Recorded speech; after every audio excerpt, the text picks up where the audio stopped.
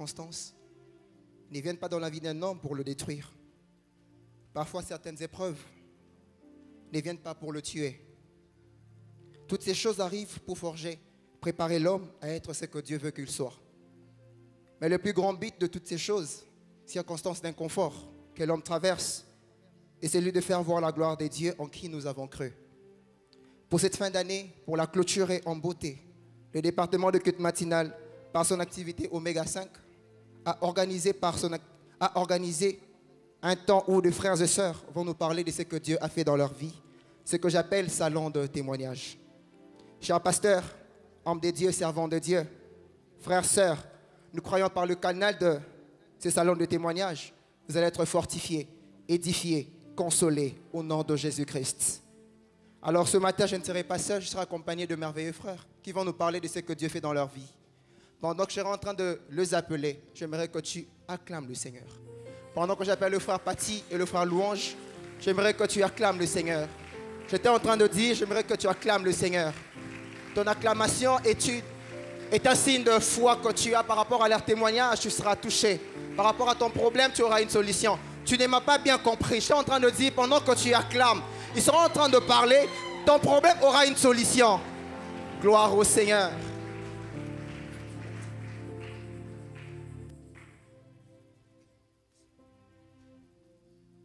Bonjour mon frère Paty.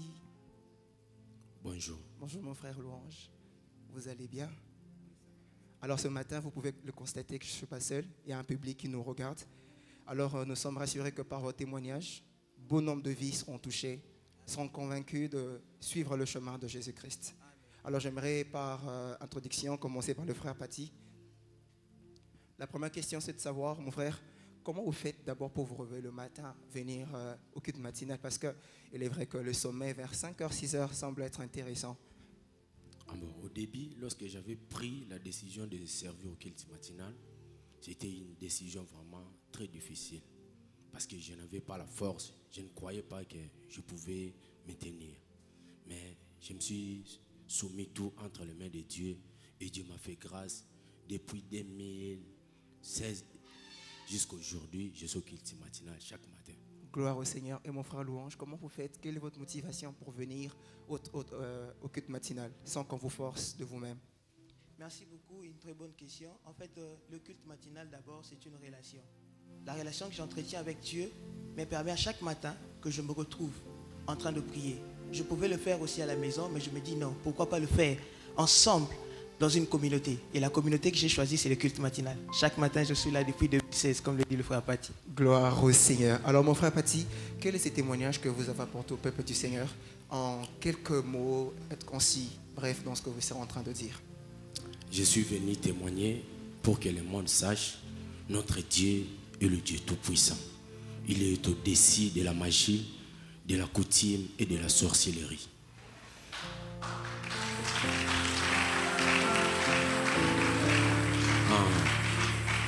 En 2020, j'avais pris la décision de me marier et Dieu m'avait fait grâce de trouver une très belle femme.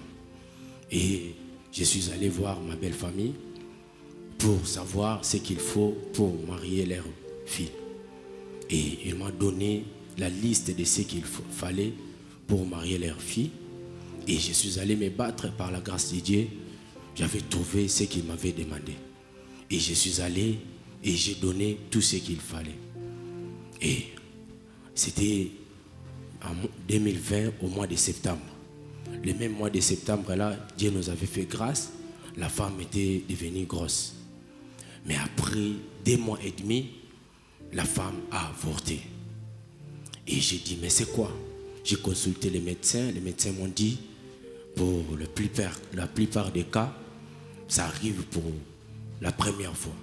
Et j'ai trouvé ça normal. Et lorsque on est resté là, pour que la femme devienne encore grosse, on a fait 6 mois. C'était un dimanche, papa avait fait l'appel ici pour toutes les femmes qui avaient des problèmes de concevoir. On était là avec ma femme, je l'ai dit, allez là-bas, qu'on prie pour toi. Et papa avait prié. Après même ces services-là, la femme était devenue encore grosse. Et après 2 mois et demi encore, elle avait encore avorté. Et ça m'avait vraiment révolté. Et j'étais là, je savais quoi faire. J'ai pris la décision de consulter les familles. Et j'ai commencé par la nôtre. Je suis allé voir ma maman. Et ma mère, j'ai dit, maman, qu'est-ce qui m'arrive? Vraiment, vraiment, qu'est-ce que j'ai fait pour subir ce que je suis en train de subir? Ma mère me dit, à notre côté, il n'y a pas vraiment un problème. Nous sommes bien, il n'y a pas vraiment un problème. Tu vas avoir des enfants. Et quand je me suis dit non, je vais maintenant me rendre à ma belle famille. Quand je suis parti là-bas, j'ai rencontré ma belle-mère. J'ai dit, maman, voilà, qu'est-ce qui nous arrive vraiment avec ta fille? Voilà, voilà. Et ma belle-mère me dit, tu ne sais pas, l'oncle est là presque chaque jour, il est en train de réclamer son droit.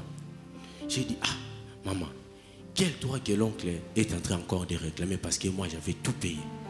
Il a dit, non, l'argent de la dot que tu avais payé, ton beau-père, il a fallu qu'il lui donne, il avait utilisé ça. Moi j'ai dit, mais c'est ça? Oh oui.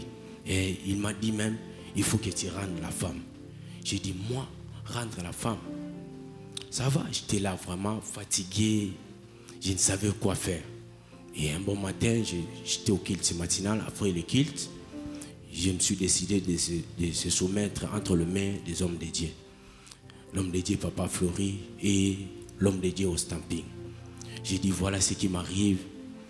Parce que ma belle-mère m'avait dit, allez voir ton bon-père, il va te dire ce qu'il faut. Quand je suis allé voir mon beau-père, il me dit, moi je n'ai rien à faire, allez toujours voir l'oncle. Et quand je suis allé voir l'oncle, l'oncle me dit, je n'ai pas d'autre à faire si tu ne me donnes pas l'argent. Mais j'ai dit, mais j'ai déjà payé la dot.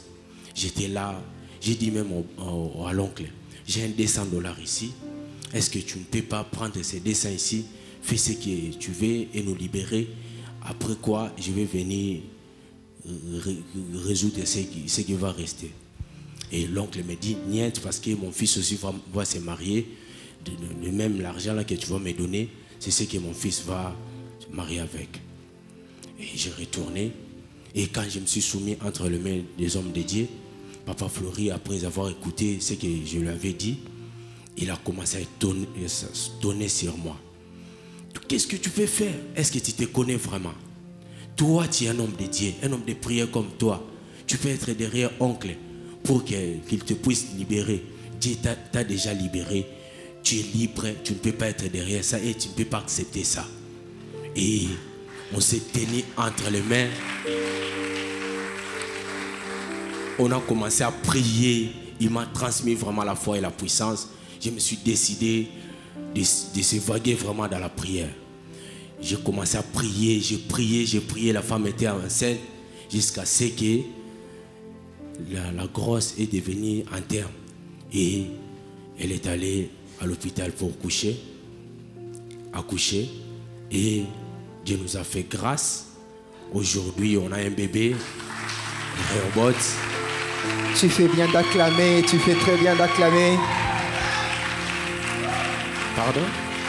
Continue mon frère.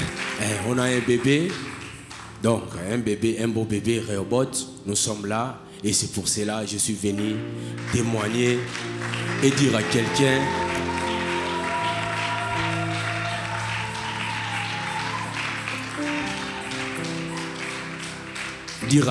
qui passe dans des moments de stérilité, la Bible dit, dans ton pays, il n'y aura ni femme stérile, ni la femme qui avorte. Amen.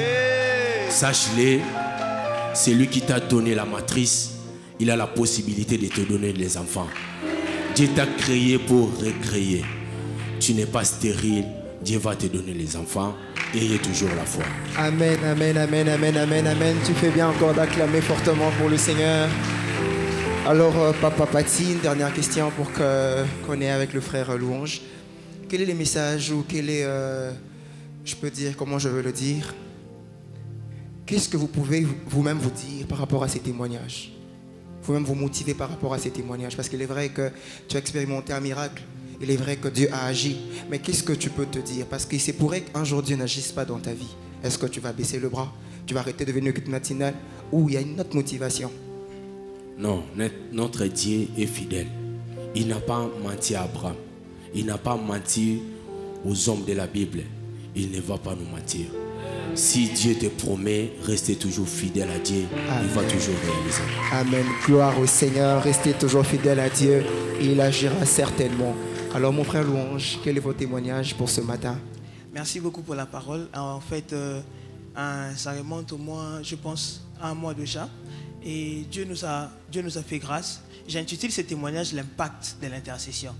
L'impact de l'intercession. Chaque matin, je venais au culte matinal. J'avais envie que je puisse être promu au travail. Mais rien n'est fonctionné. J'étais en train de prier par rapport à ça. J'ai demandé à Dieu, Seigneur, je veux que je puisse être promu. Je veux être promu. Mais c'est là, n'arrivait toujours pas et j'ai continué toujours à prier. À un certain moment, j'ai une sœur qui m'a appelé pour me dire qu'elle avait un problème. À chaque fois qu'elle part en mission de service, tout son argent qu'elle gagne en mission de service, elle s'en sert pour aller à l'hôpital. Et cela m'avait marqué. Pour une fois encore, venant de la mission, elle devait être à l'hôpital.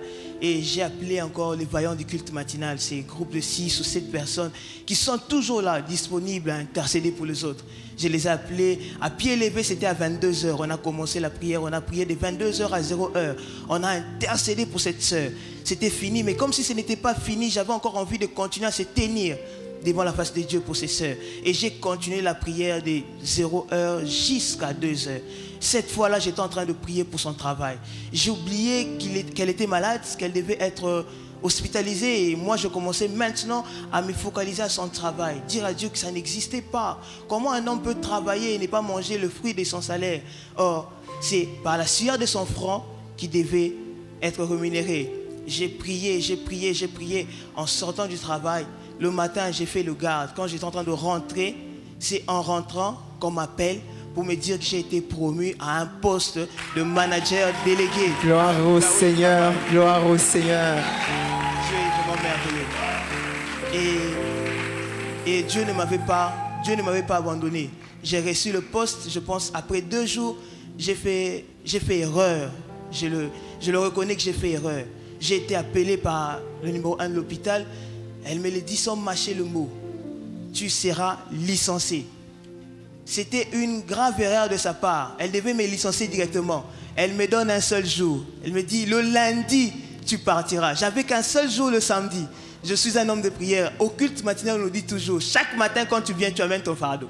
Et le samedi matin, quand je suis venu, avec mon fardeau, en train d'intercéder, dire à Dieu, Seigneur, tu m'as donné ces postes. Elle dit que je vais quitter. Soit c'est moi, soit c'est elle qui quitte. C'est à elle de choisir. Je n'avais pas de choix. J'ai dit à Dieu, soit c'est moi, soit c'est elle qui quitte. J'étais en train de prier par rapport à ça. Le lundi, puisqu'on s'était fixé le rendez-vous le lundi, de rentrer dans son bureau. Le lundi, comme pas possible, paix du cœur, non, à joie et bongoté. J'étais à l'aise. Ça, c'est les gens qui m'appelaient, ils me disent, ils t'appellent, elle t'appelle, Kende Kuna. Oyo kasoro lo bana bio bobanga na bino te. Alors ça la choix, soit tu es à quel congé, soit tu es à Tikali. Et je suis monté là-bas. Arrivé là-bas, elle ne se souvenait même plus qu'est-ce qui s'était passé le vendredi. Elle me demande c'est pourquoi je suis venu. Je dis madame, vous m'avez dit de venir. Je lui ai rappelé que tu m'avais dit que tu devais me licencier. Et puis elle dit ah oui, non, va au travail. Je suis rentré au travail et j'ai béni l'Éternel de tout mon cœur. Gloire au Seigneur, gloire au Seigneur.